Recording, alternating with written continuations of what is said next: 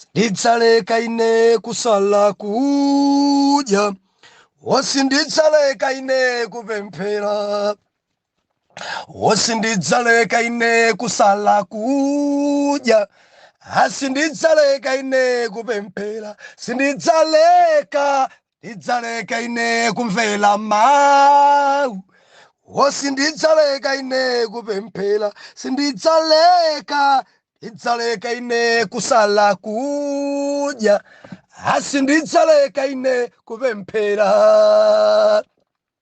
Ndikulandileni okondedwa omvera konse kumene muli. Enera Tchale mtumiki wanu, chaka chokolola. Believer, lero pa 10 January 2023, subtopic kusala kudya koyenera. Believer, lola nindiwerenge mawu a Mulungu. Karundu nsolero Mulungu andisenzesa zochuluka. Nthawi yapano imathamanga. Yesaya chapter number 58, ndikuwerenga verse number 7 mpaka na verse number 12. Tidzaonanso buku lija Mateyu chapter number 6, verse number 16. Verse number 7, mawu otsogolera kusala kudya koyenera ndi kusala kosayenera. Zilipo apa ziwiri. Pa 7, kodi sindiko kupatsa chakudya chako kwa anjala ndi kuti ubwere nawo ku nyumba kwako, au mphawi otayika pakuona wamaliseche umveke ndi kuti usazibisire wekha achibale ako, pomwepo kuunika kwako kudzawalitsa monga mawa ndi kuchira kwako kudzaonekera msangamsanga, ndipo chilungamo chako chidzakutsogolera. Ulemerero wa Yehova udzakhala wotsinjiriza pambuyo pako. Verse 9, pamenepo udzayitana ndipo Yehova adzayankha, udzafuula ndipo iye adzati ndine pano. Ngati uchosa pakati pa iwe goli, kukodolana moyipa ndi kulankhula moyipa, ndipo ngati upereka kwa wanjala chimene moyo wako umakhumba ndi kukhutitsa moyo wovutidwa, pomwepo kuunika kwako kudzauka mu mdima ndipo usiku wako udzaunga usana. Verse 11, ndipo Yehova adzakutsogolera posalekayi. 1, ndikukhutitsa moyo wako mchilala. 2, ndikulimbitsa mafupa ako, ndipo udzafanana ndi munda wothirira madzi, ndi kasupe wa madzi amene madzi ache saphwa konse. Verse 12, ndipo iwo amene adzakhala aiwe adzamanga malo akale abwinja, udzautsa maziko a mibado yambiri, udzatchedwa wokonza pogumuka, wakubwezeretsa njira zakukhalamo. Mateyu chapter number 6, tikuwerenga verse number 16. Hallelujah. Verse 16, ndipo pamene ponse musala kudya, Ambuye Yesu akulankhula choncho, musakhale ndi nkhope zachisoni ngati onyengawo, pakuti ayipitsa nkhope zawo kuti aonekere kwa anthu kuti akusala kudya. Indetu ndinena kwa inu, iwo alandiliratu mphotho zawo.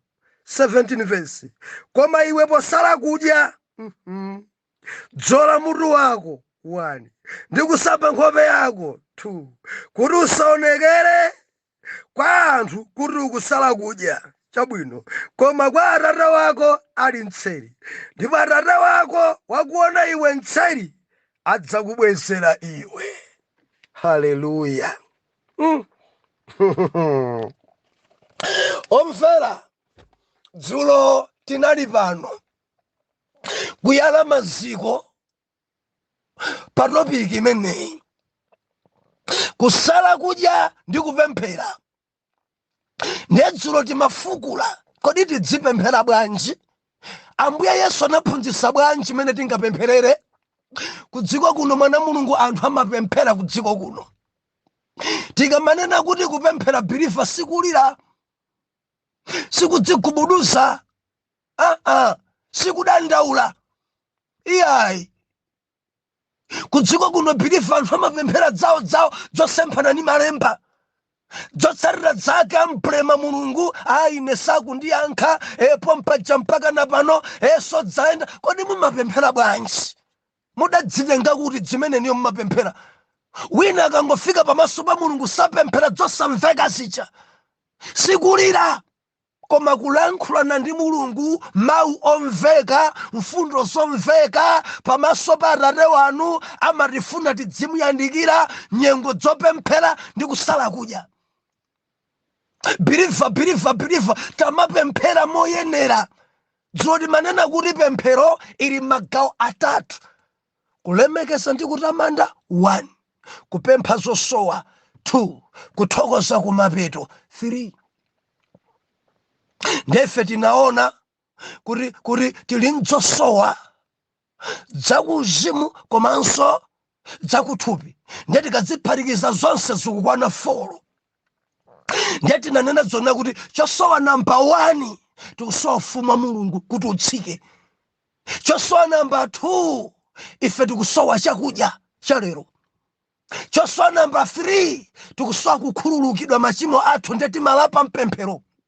Chosowa namba 4 tikusowa kutetezedwa. Mulungu atitetezere according ni phunziro imene Yesu Khristu anatiphunzitsa mmene tingapempherere. Biliva, Yesu anaphunzitsa pemphero lija, ophunzirawo atafunsa. Ku Luka chapter number 11, tipemphere bwanji? Yohani adaphunzitsa ophunzira ake kuti apemphere motere. Nanga inu muti bwanji kwa ife ana anu? Ndiye Yesu adauza kuti pempherani inu chomwechi. Pempherani chomwechi. Pemphero lija biliva ni pemphero la Ambuye. Tisamachita utambwali kumangopemphera chonchija ameni umene uja ndi utambwali. Utambwali pa pemphero. Atate athu akumwamba, dzina lanu liyeretsedwe, ufumu wanu udze, kufuna kwanu kuchitidwe, kumangodusa mpaka timafukula mkatimo.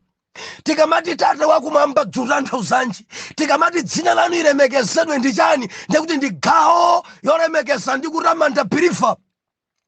Tikamagwada timtamande, tikamagwada timulemekeze, tikamagwada timkuze kaye, tindziwe mene tikumpembedza ndi ndani, ngwamkulu bwanji. Tikamati kulemekeza ndi kutamanda ndi kufotokoza, kulengeza za ukulu wa Mulungu. Opambana ndinu Mulungu, wamphamvu zonse ndinu, wodziwa zonse ndinu, Mulungu wachikondi, Mulungu wosamala, Mulungu wodabwitsa. Biliva dzamba choncho pemphero. Ena kangogwada kumaliza nyimbo za worship pompo yamba kale.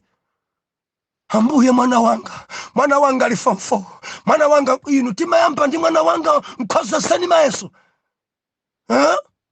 Timayamba nkumulemekeza kaye, timtamande kaye, kena kuti pemphe kuti ufumu wakumwamba utsike. Ukatsika ufumu wakumwamba kena timafika popempha zosowa. Ndiye timadzafika pa ana athu kuti mayeso akhose. Mpaka nadzimafunso, Ambuye muli kutiko, Ambuye muli kutiko, chifukwa chani mukulola kuti ndidzingodwala? Chifukwa chani Ambuye, chifukwa chani? Imene si pempheroyi. Madzitenga kuti dzalembedwa pati. Mwana Mulungu mulemekeze Mulungu. Ena malo mopemphera mangolira. Pemphera usati mangolira. Adakuzani ndati timafika maso Mulungu ndikulira. Tukamba zakupemphera polankhulana ndi Mulungu. Eti mwerekeze dadi wanu akhala pachani mangofika pa kumangodzigwesa. Atati. Ndamakuti mwarani. Kodi warani? Tikamati kupemphera kulankhulana ndi Mulungu mfundo edzimfeka. Somangolubwa ena sadziwaso tapempha chani. Haleluya. Ambuye dzulo natithandisa kwambiri. Tipemphere bwanji. Tipemphe bwanji soso ndipati poyenerera. Lero mundilole. Believe ndivomerezeni. Ndili nkarundu kwambiri lero. Kusala kudya koyenera. Believe pali zinthu zimene zimachitika pakusala kudya. Tikamasala kudya pali zinthu zimene zavomerezeka zoti zichitike. Ndikudziwa pali mafunso ambiri believe ndi wayankha. Mafunso amene kudziko ali nawo. Abusa. Kodi ndine mzimayi woyembekezera ndisale kudya? Wina ati koma abusa, kodi ine ndimamwa mankhwala, kodi ndingasale kudya? Ena ati abusa, nanga period ikayamba pamene pandichite bwanji? Abusa, amunanga ngosapemphera, kodi ndikamasala kudya dzakuchipinda zidzikhala bwanji? Ndili ndi mayankho lero.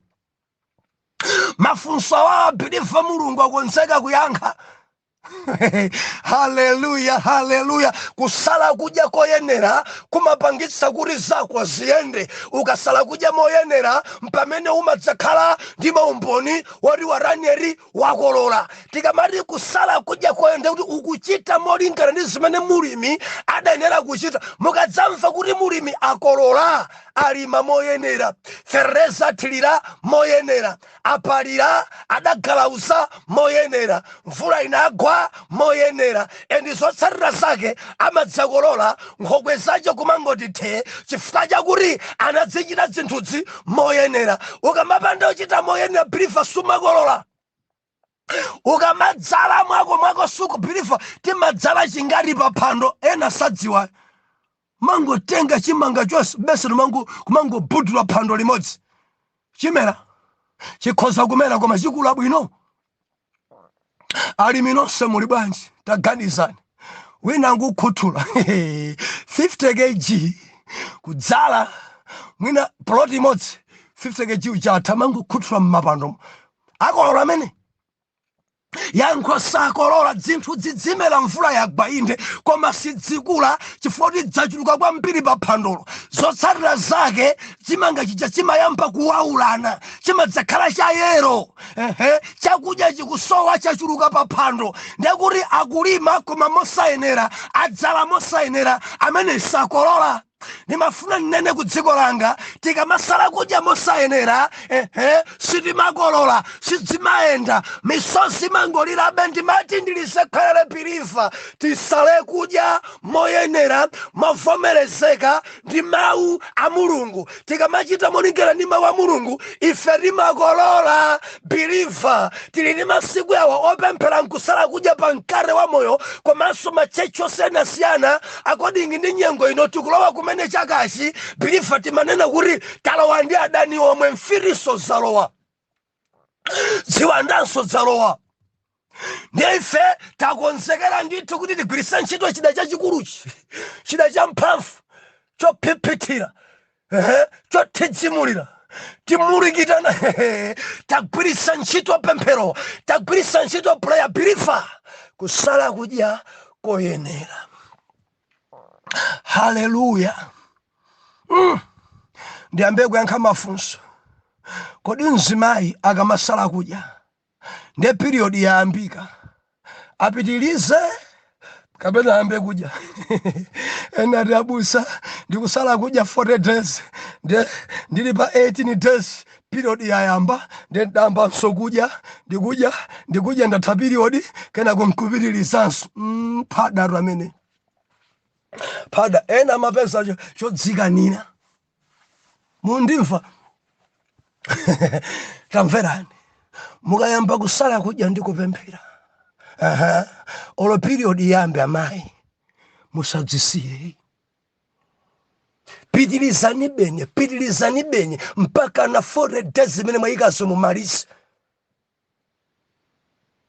Basi ndayamba basi panopa basi ndadesedwa pano ndadesedwa. Biliva mchipangano chakale mzimayi akangokhala period olo kuchechi savomerezedwa kupita. Lero bwanji mumaletsedwaso mumapita chimodzimodzi. Kamunimvaka pitani, sindinodesera pitani. Kapemphereni, salanibeni kudya. Zoti ndamba period pada kuyambaso kudya basi upitirizani abasi iya musamadukise masiku anu. Pitirizani kusala kudya olo pali period olo palibe period, tangopitirizani mukupemphera nkusala kudya. Yawe timpembedza adzayankha mapemphero anu. Mundimva ino amene muli ndi mabanja munanu ngosapemphera musamale kwambiri. Ena ngati simusamala mabanja anu maonongeka mutipasaso ntchito. Abusa thandizani kupemphera amuna anga mchiwanda ni masala kudya ine 40 days ndi amuna anga basi ayamba zibwenzi. Chifukwa cha mayambaso kangana nyumba mwanu. Ine ndikusala kudya nepano basi tikusamuka ine ndikagona pa balaza ino mugona. Mamuna anuyi akhoza dikirira 40 days uyu. Mamuna anuyi adikirira 40 days akhoza kukusiya pemphera. Pitiriza ndi fasting yako inenso ndikutuluka nyumba muno. Ndimafuna ndinene poyera pano, kukhala pamodzi ndi amuna anu si tchimo. Mundimva Mulungu amanena kuti osamakanizana. Ena ononga nadzo mabanja ma prayer and fasting. Ena tinena pano banja ili gwedegwede adamba sala kudya pa 1 lero mpaka na pachane di pa 10 ndekuti mzibambo ayamba kangana amangolumana kumangonyozana kumangolimbana mayi sakuvomereza kuchipinda kwawo. Bwanji ndikusala kudya akayamba pemphero ambuye chimamuna changa chiwanda ambuye chimamuna munadziwira munandipasiranji mamuna mene aphiri chiwanda chenicheni. Ndinene pano chiwanda ndinuyo amayi, ndinu chiwanda chenicheni amene mukusokoneza zinthu. Endi mapemphero amene ngosayenera kumwamba sayankha. Nzanuyi akukufunani, nzanuyi sangathe kupirira 21 days. Nimafuna ndinene 21 days tikamapemphera timamasula. Mulole ndibwereze pamene pamphini imawala tikamati tikusala kudya 21 days. Lese pankari wa moyo pano tikuyamba sala kudya 4 koloko mpaka na 4 koloko anthu akumasula. Timamasula porani kati mwaputi kati mwapolichi tamasula. Ndiyo tiyambaso sala kudya day ina tikayamba sijo nchokoti tikamasula tamasula zonse. Ndibwereze pilifa tikamati tamasula tamwaphala karamwati karamwa juice tamasula zonse. Ngati mwadya lolanisoni kuchipinda kwanuko yendetsani. Tili modzika chifukwa mabanja mpira unongeka apa. Ngati mwadya ndiye kuti mwamasula palibe choletsa. Mukayambanso mawa pitirizani. Pokhapokha ngati ili Estere kambiranani ndi okondedwa wanu. Masiku 3 sindikumwa madzi, masiku 3 sindikudya. Mphamvu ndilibe. Ndikunena ndinu akuluakulu mundimvese bwinobwino pano. Kambiranani ndi okondedwa wanu muvomerezane bwinobwino. Masiku 3 yawa ndifuna kuti ndidzipatulire pa Yehova Estere chifukwa chakuti sindikumwa madzi and sindikumasula. Believe dzimafunika mphamvu. Munthu sanadye masiku 3 nzosayendanso idzi. Now tivomerezane nzanga yakupemphera iwenso dzili mpantima. Perekaniso ni report bwinobwino osamachita phuma kapena modzidzimusa Estere.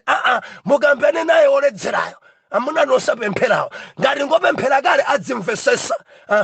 Masiku 3 ndifuna ndidzipereke pamaso pa Mulungu. Ndi Estere imene madzi sindikumwa and sindikumasula, sindidzamwa madzi sindidzadya mpaka naduse masiku 3 70 chakuti hours osadya. Mamuno jadzamvesesa. Koma idzi za 40 days izizi mononga naso mabanja. izizi ambiri mwabwera busa ndidagwadwa mchiwanda ine ndiukana mudagwadwa ndi mamuna bwino kwa mpiri chiwanda ndinuyo chifukwa zinthu zisimu kudzitenga bwino simukusala kudya moyenera mwarenga amunanu ngati chiwanda pamene chiwanda mwachibweresa ndinu. Tamverani, ngati amunanu adzikudandaulani fasting yanuyo ikhala yopanda ntchito and simupindula simuyankhidwa chifukwa chakuti mamuna kudandaula za inu. Chotchinga namba 1 ni mamuna wanuyo. Haleluya. Malemba nena kuti muyambekaye mwayanjana naye nzanu asakhale ni nkhwidzi pa inu kenako mudzipita kukapemphera. Koma ngati muli ndi zifukwa ndi akazanu ndi amunanu kumati baba ambuya Yesu Jesus mwangodzizunza ni njala kusala kudya koyenera. Haleluya. Mwana Mulungu kumwa mankhwala kusalelepherese kusala kudya. Ine ndapemphera ndi anthu ambiri bambo wina amene amamwa tasanaye kudya 40 days. Mwina dzimangosiyana kuti matenda ali bwanji. Haleluya. Ena oyembekezera dzimangosiyana kuti miyezi yake munthuyo ndi ingati. Koma ndapemphera ndi kusala kudya ndi anthu amiyezi 5 amiyezi 6. Ena mangokhala ramwali chabe siningate chammimbamo chabwino ngati mukulankhula zona.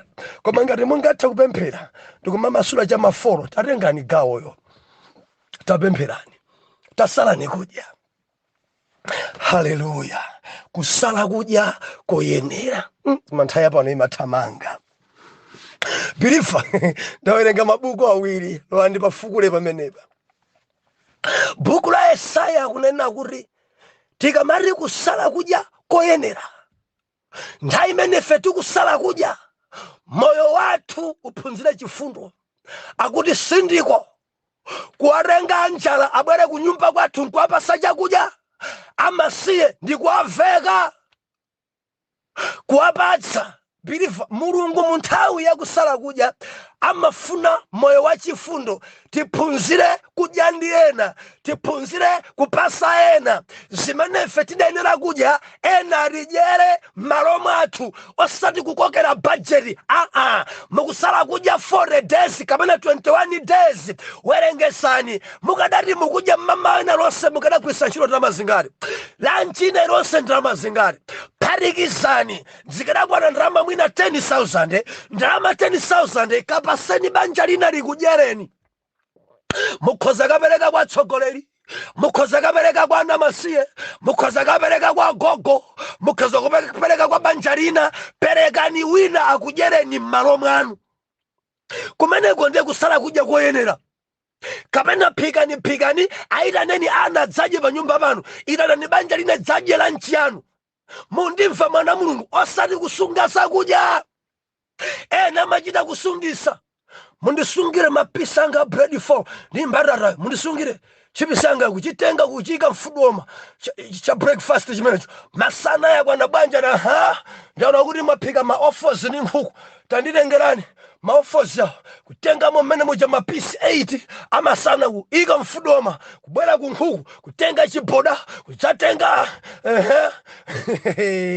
wini ndikuziponyanso mfudoma bwanji. Madzulo emene madzulo kuja amayi aphika bwanji pali nyemba pali masamba kuzatenganso masamba aja tinyemba pang'ono ndikudzatenga cha mmamawa ndikudzatenga cha masana ndikunjika pa tebulo yonse kuyipisana kudzadza koma kudya munthu mmodzi kuyamba sa mmamawa kuumbudza za masana kudzamaliza za kumadzulo mimba mpa ge. Tamvera apapa kusala kudya siku natheke.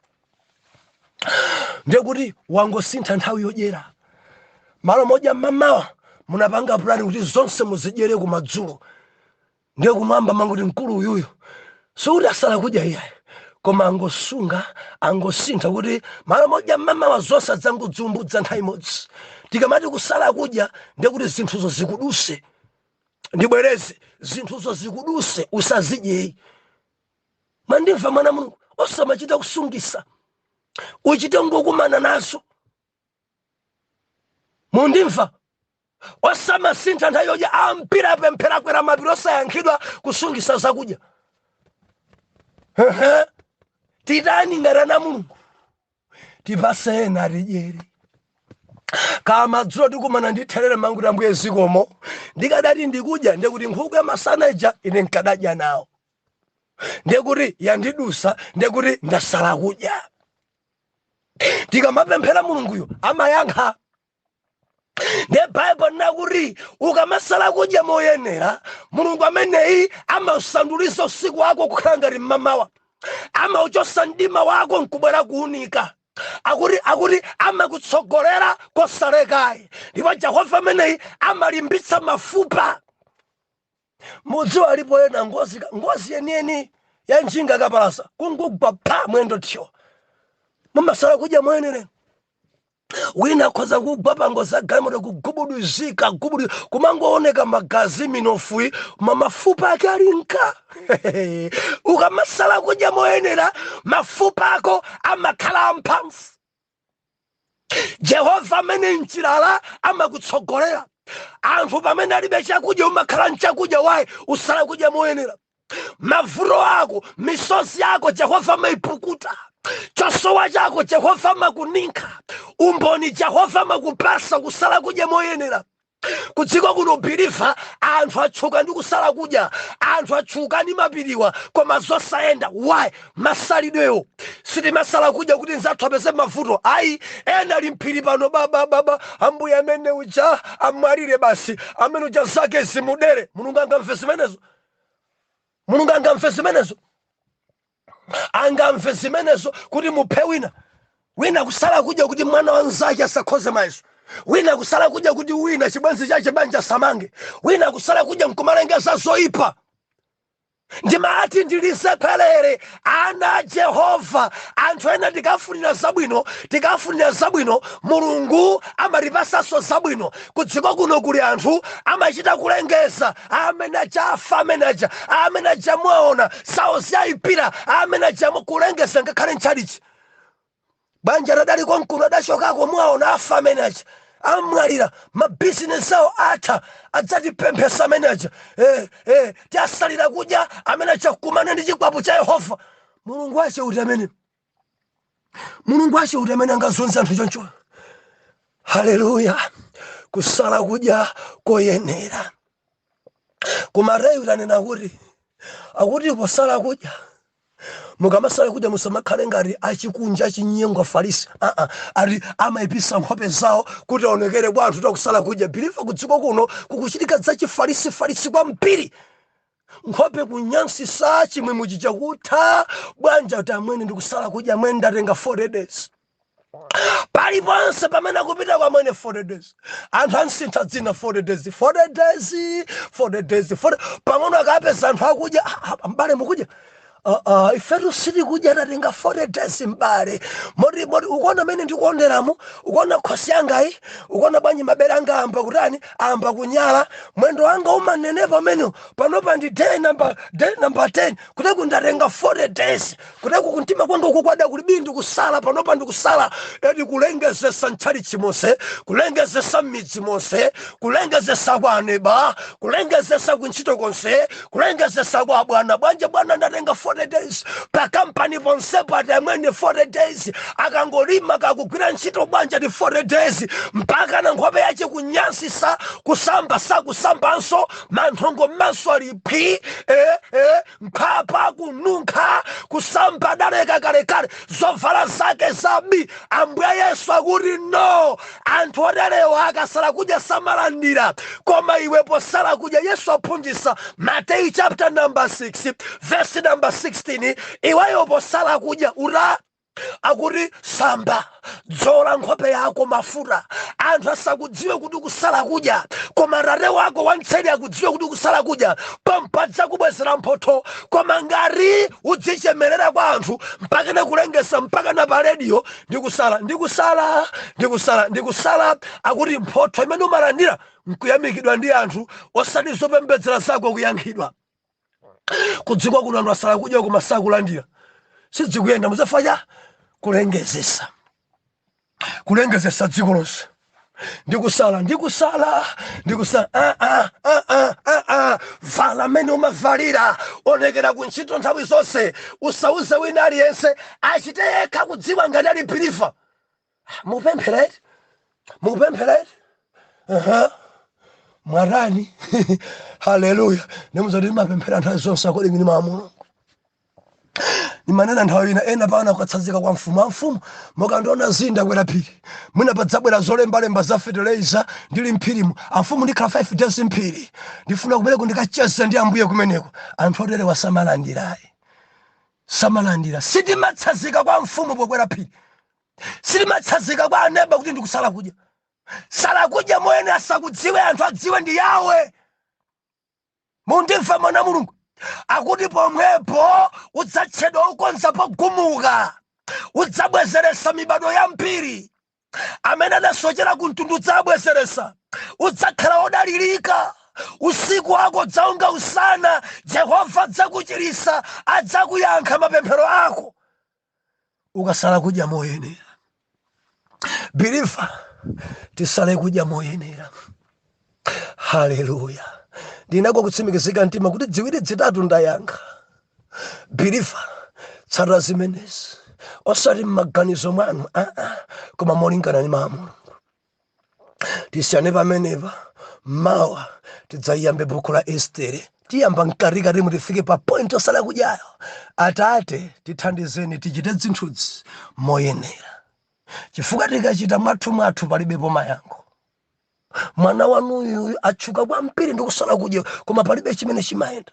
Akhala kusala kudya mosayenera, kwafunira anzake zoyipa, kwanenera anzake moyipa. Koma ndikumpemphera kuti kuyambira tsopano asale kudya moyenerera molingana ndi mawu anu, kuti Yehova usiku wake usanduke masana. M'dzina la Yesu oyera mtima tiyankhe kuti amen and amen.